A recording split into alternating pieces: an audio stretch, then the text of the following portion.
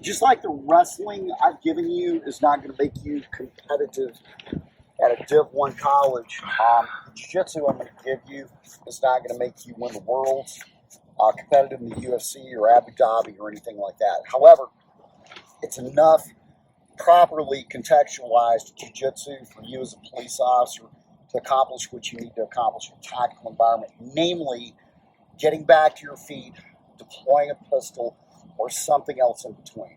I'm really glad to see law enforcement embracing combat sports. I do think that a lot of the things I see that are offered from the private sector to law enforcement is a little, for lack of better language, jiu-jitsu.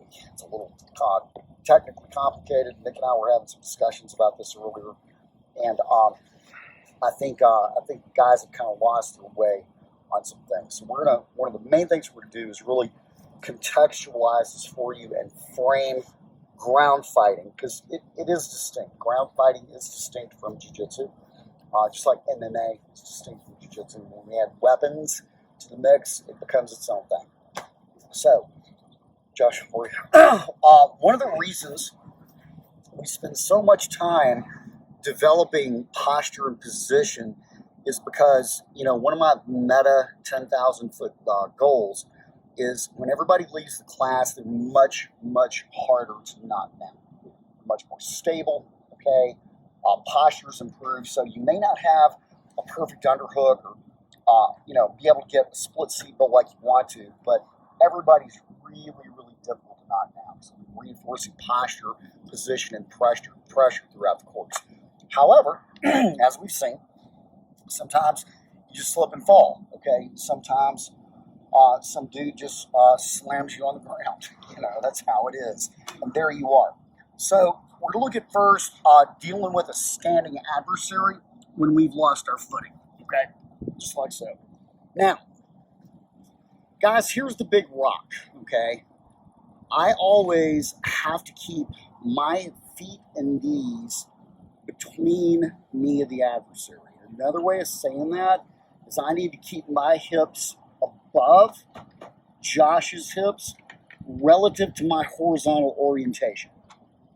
What does that mean? Right now, if you look at me, I'm on the ground, I'm horizontal. Josh is standing, he's vertical. Relative to me, his hips are below my hips, okay? If he manages to get his hips above my hips, just come down your knees. All right, just look at relative position here. Where's this pelvic girdle?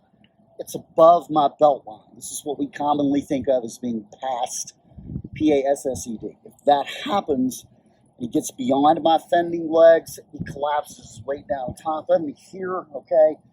It's a bad day for me. Now, yes, we can escape, certainly, but for the little bit of time we're going to spend on groundwork, I'm going to really, really focus on prevention. Generally speaking, if your legs are active and fending between you and him, you're mostly okay. So that's what I really want you to think about, okay? The big meta goal. All right. Now. Stomp right behind your head. Yeah, what? Stomp right behind your head. Got it.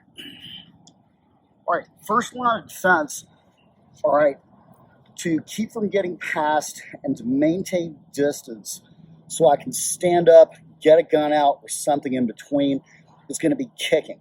Now, when I kick, what I'm going to do is I'm going to kick from the knee down. Up kicks, most assuredly, can be effective, okay? However, if your hips and your legs are encumbered by a duty belt, drop legs, things like that, fucking tight-ass polyester, uniform pants where your shit looks like a division sign. Everybody knows that guy. Right? Or you're just a fat ass, you can't get your legs up, okay?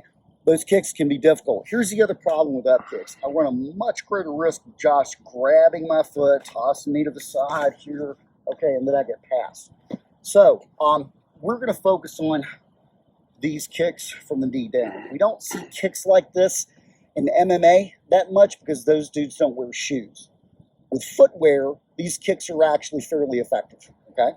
So, what I'm going to do when I kick is I'm going to turn the toe outboard, and my weapons-based grappling guard, you're going to notice, is very open-kneed, just like so, okay?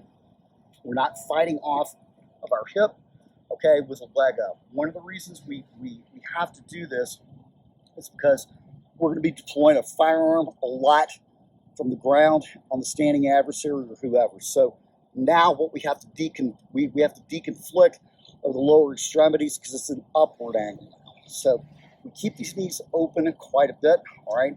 When I fire this kick off, I'm going to do it from my hip. Boom, that's what I'm looking for. Anywhere between the knee and the ankle is good. And the objective of kicking is for you to make space. Again, to stand up, deploy a gun, or maybe something in between. Now, Josh is probably not going to let me do that. He may be running around me, so let's talk about how to maneuver to keep him centered and squared on you. This foot, okay, if Josh is moving to my left, what I'm going to do is I'm going to dig my heel, I'm going to set it, and I'm going to hip over, just like so. From here, hip over, just like so. You can cover a fair bit of ground this way. If he's moving to my right, I'll use my right foot, okay, to hip over, move around a little bit quicker. Okay, I can cover a fair bit of ground this way and move pretty quick, okay? Now, other big rock on grounded movement, okay? The more of you there is on the ground, the more friction, the harder it is to move. The less of you there is on the ground, the less friction, the easier it is for me to move, okay? So what I want you doing is I want you keeping your shoulders up here, hands in front of your face, not here. You're not in a fucking hammock, okay? Hands in front of your face just like so. Scooting to the left, scooting to the right, kicking as need be, okay? That's the first thing we're going to do is that drill. Learn how to kick, turn your toes out, and scuttle correctly. Keep your knees butterflied open, okay? All right, guys, let's go.